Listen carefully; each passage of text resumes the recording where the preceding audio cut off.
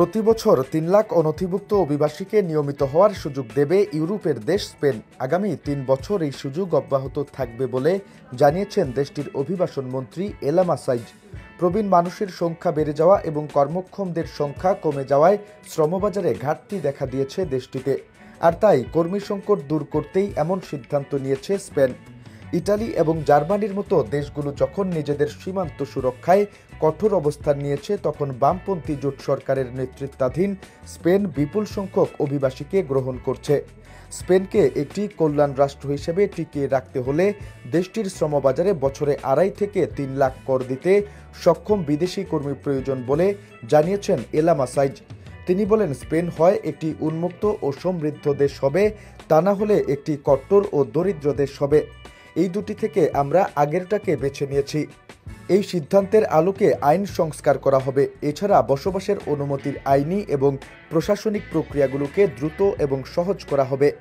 এর ফলে অভিবাসীরা স্বনির্ভর বা বেতনভুক্ত কর্মী হিসেবে নিবন্ধনের অনুমতি পাবেন এবং তাদের শ্রম অধিকার নিশ্চিত করা হবে।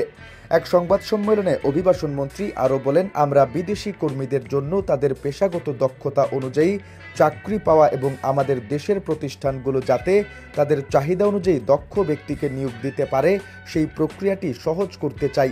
ইউরোপীয় ইউনিয়নের সবচেয়ে দ্রুত বর্ধনশীল অর্থনীতির দেশ এখন স্পেন। লাতিন আমেরিকা থেকে আসা দক্ষ অভিবাসীদের সংখ্যা বেড়েছে দেশটিতে, তাই বেশিরভাগই প্রযুক্তি এবং পর্যটন খাতে শ্রমঘাটতি পূরণ করছেন। তৃতীয় প্রান্তিকে দেশটির জিডিপি বেড়েছে ৩.৪%।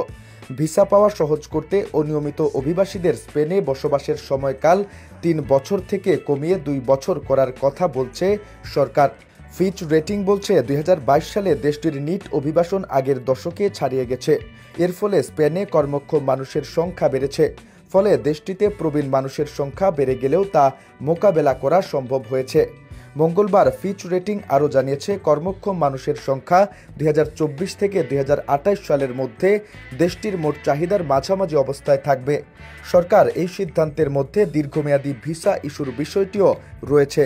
চাকরি প্রার্থীদের ভিসা ৩ থেকে ১২ মাস পর্যন্ত বাড়ানোর সুযোগ দেওয়া হবে। আর শিক্ষার্থী ভিসায় যারা আছেন তাদের সপ্তাহে ৩০ ঘন্টা কাজের অনুমতি দেওয়া হবে।